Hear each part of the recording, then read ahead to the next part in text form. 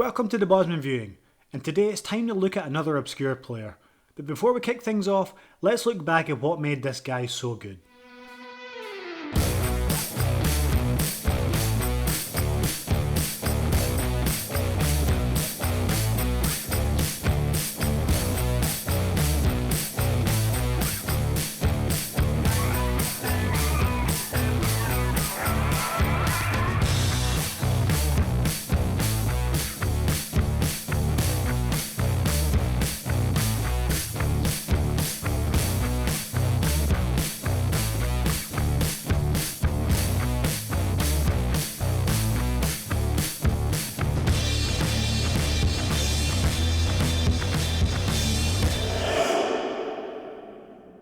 A powerful goal scorer who goes by the name Big Dukes in his homeland.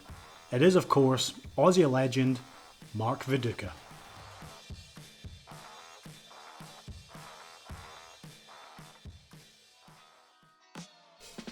Born in Australia to Croatian parents who had emigrated to the country, he was raised in the city of Melbourne. From a young age, his passion for the game was evident, and he began to attract the interest of club scouts in the area whilst playing amateur football. It was at this time he was picked up and started his professional career with Melbourne Knights. If there were any questions about his ability upon signing, he quickly answered them. The step up in level didn't seem to faze Viduka at all, as in the 2 seasons he spent with the club between 1993 and 1995, he was the club and league's top scorer. His goal scoring exploits were so good, he was also awarded the league's Player of the Year for both seasons. He was now starting to attract interest from bigger clubs in world football, and no doubt in part due to his connection with Croatia, he was then approached by representatives from clubs in the country, and that was when he opted to sign for Dinamo Zagreb. Still known as Croatia Zagreb when he joined, Viduka immediately jumped into the starting lineup and he had a very successful time with the club. He played a major part in helping them to win 3 cup doubles in Croatia in the years he represented them, and was also able to help the club make an impact in Europe, reaching the latter stages of the UEFA Cup and the group stage of the Champions League. Viduka would also have success on a personal front at this time when he was awarded the Best Foreigner award in the Croatian League. It became clear at this time it was time for Viduka to move on and play at a higher level, and one club he played against in Europe took notice and happily stepped in to sign him, and that's when he joined Celtic. It wasn't exactly smooth sailing upon signing for the Glasgow Giants, as in the same month the signing took place, Viduka announced that he was ready to quit the club before making a first team appearance, citing stress as the reason. However, these issues were quickly resolved and he would make an immediate impact for his new team, consistently scoring goals in league and cup competitions and linking up well with Celtic star striker Henrik Larsson. He would also go on to be voted as Scottish Player of the Year for the 1999-2000 season, after scoring 27 goals and impressing with his ability and hold-up play to help Celtic win the League Cup. Albeit Viduka had some noticeable fallouts with management during his time at Celtic, he was a firm fans' favourite, and they were sad to see him go when it was announced that he would join Premier League side Leeds United. At this time, Leeds United were spending big money to compete both domestically and in Europe, which led to the signing of Viduka for around £6 million in 2000. The idea was to link Viduka up with his international teammate Harry Kewell in attack, but unfortunately their game time together was limited due to the injuries Kewell suffered at that time. However, this did not hold Viduka back, who enjoyed a very successful debut season, scoring 22 goals for Leeds, including 4 goals in a memorable 4-3 win over Liverpool at Elland Road.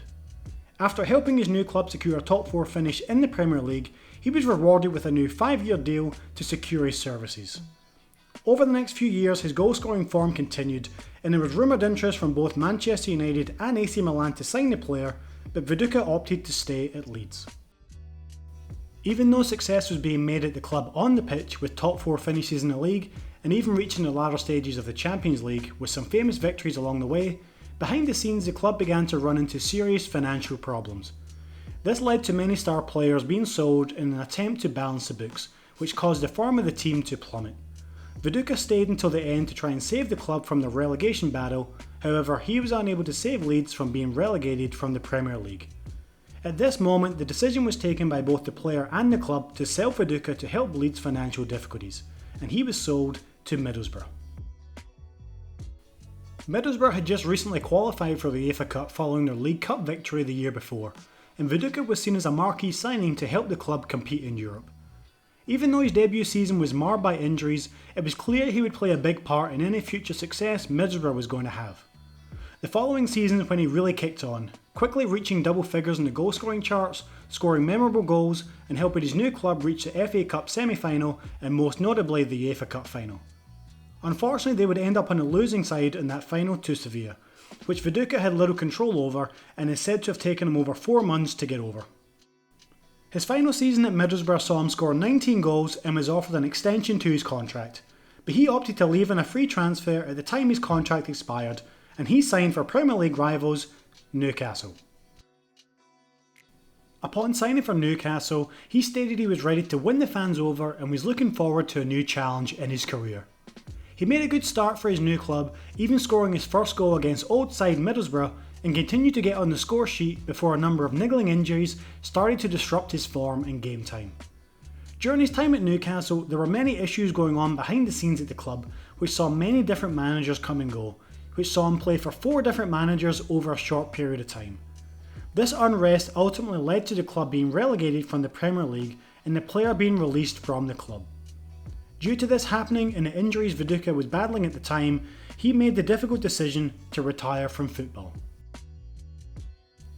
Now let's look at Viduka's international career. He was drafted into the senior setup for Australia at a young age, making his debut at 18 years old in a friendly match against South Africa. The first tournament he played at for his country was at the 1996 Summer Olympics, and even though Australia did not progress past the group stage, Viduka played well with a goal and assist.